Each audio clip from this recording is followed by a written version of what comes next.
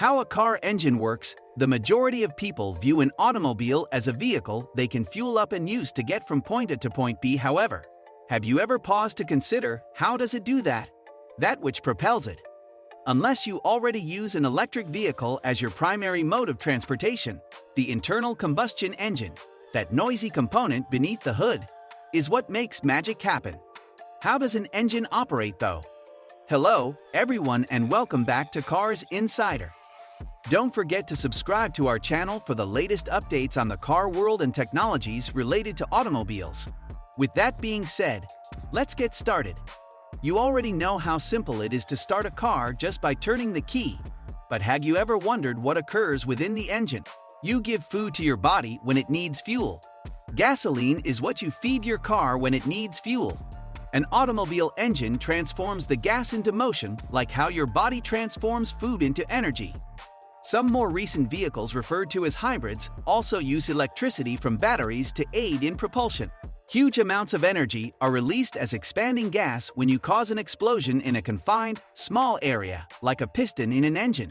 Similar explosions happen hundreds of times each minute in a normal car engine. Your car's engine captures the energy and uses it to go forward. Engine pistons are made to move by the explosions. A second explosion happens when the previous one's energy has nearly completely dissipated. This makes the pistons start moving once more. The cycle keeps repeating, providing the car with the fuel it needs to go. Vehicles powered by gas and diesel are comparable. Each one of them has an internal combustion engine. Instead of the compression-ignited engines used in diesel vehicles, gasoline cars typically have spark-ignited internal combustion engines. The fuel is fed into the combustion chamber and mixed with air in a spark-ignited mechanism. A spark from the spark plug ignites the mixture of gasoline and air. Despite the fact that gasoline is the most used fuel for transportation, there are alternate fuels that utilize identical parts and engine systems. All of these things, cars, trucks, trains, ships, and airplanes, are propelled by petroleum-based fuels. Petroleum, also referred to as crude oil, is a viscous, dark liquid that is abundant in energy and is found deep underground. During the 20th century, petroleum rose to become the world's most significant source of energy. After being pumped to the surface, petroleum is transported or piped to a refinery where it is divided into fuels like gasoline, kerosene, and diesel, as well as a variety of petrochemicals that are used to create products like paints and plastics. An internal combustion engine is a heat engine specifically because it transforms heat from the combustion of gasoline into mechanical work or torque. To move the car, that torque is applied to its wheels, and your engine operates on the same fundamental principles whether you're piloting a Ford or a Ferrari, unless you're driving an antiquated two-stroke Saab that makes an old chainsaw noise and belches oily smoke out of its exhaust. Engines have pistons that oscillate up and down inside cylindrical metal tubes. Think about pedaling a bicycle. To turn the pedals, you raise and lower your legs. Similar to how your legs spin a bike's crankshaft, pistons are attached to an engine by rods, which resemble your shins, and travel up and down to rotate the crankshaft, which in turn powers the drive wheels of the vehicle. The engine of a car normally has between 2 and 12 cylinders, each of which has a piston that moves up and down. Each minute, hundreds of small controlled explosions caused by igniting a mixture of gasoline and oxygen drive the pistons up and down. The combustion or power stroke is the term used to describe each time the fuel ignites. The mini-heat explosion and expanding gases force the piston downward in the cylinder. Today's internal combustion engines are almost exclusively of the 4-stroke sort. For the sake of simplicity, we'll only discuss gasoline engines here. There are 3 further strokes after the combustion one, which drive the piston downward from the top of the cylinder: intake, compression, and exhaust. Oxygen-rich air is necessary for engines to burn fuel. Intake valves open during the intake stroke, allowing the piston to descend downward like a syringe and pull outside air into the engine's intake system. The intake valves close as soon as the piston hits the bottom of its stroke, essentially sealing the cylinder for the compression stroke, which is carried out in the inverse direction of the intake stroke. The intake charge is compressed by the piston's upward motion. Near the peak of the compression stroke, gasoline is directly pumped into the cylinders in today's most advanced engines. In other engines, the air and fuel are mixed during the intake stroke. Spark plugs ignite the mixture of gasoline and air right before the piston reaches the top dead center, which occurs in either scenario. During the combustion stroke, the piston is forced downward by the resultant expansion of hot, burning gases. Similar to when you depress the pedals of a bike, this is the stroke that propels the wheels of your car into motion. Exhaust valves open as the combustion stroke reaches the bottom dead center, allowing the combustion gases to be forced out of the engine as the piston rises once more.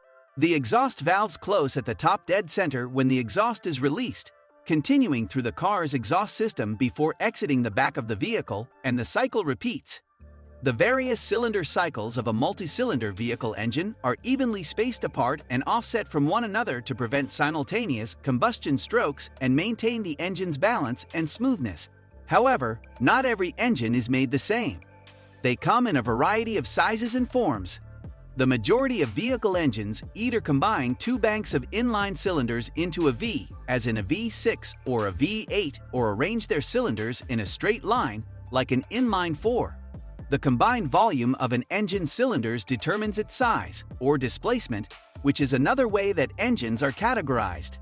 Of fact, there are a few exceptions and minor variations among the internal combustion engines available today. For instance, Atkinson cycle engines alter the valve timing to provide a more effective but weaker engine. The forced induction options, which include turbocharging and supercharging, add more air to the engine, increasing the amount of oxygen that is available and, consequently, the amount of fuel that can be burned.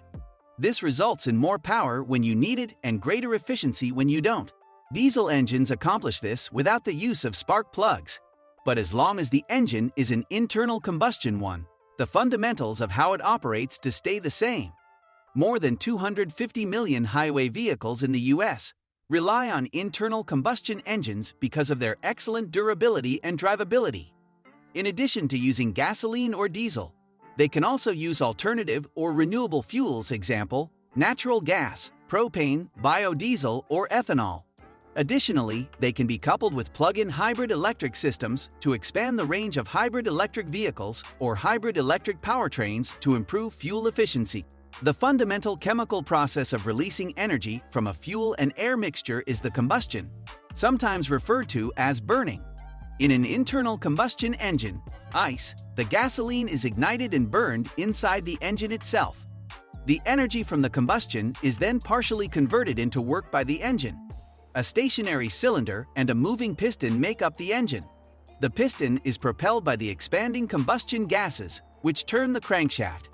This motion ultimately propels the wheels of the car through the powertrain's gearing system. The spark ignition gasoline engine and the compression ignition diesel engine are the two types of internal combustion engines currently in production. The majority of these engines have a 4-stroke cycle, which requires 4 piston strokes to complete a cycle. The intake, compression, combustion, and power stroke, and exhaust are the 4 separate processes that make up the cycle. Diesel engines with compression ignition and gasoline engines with spark ignition differ in how the fuel is supplied and ignited. During the intake process of a spark ignition engine, the fuel and air are combined before being inducted into the cylinder. The spark ignites the fuel-air mixture after the piston compresses it, resulting in combustion. During the power stroke, the piston is propelled by the expansion of the combustion gases. Only air is sucked into a diesel engine, where it is compressed.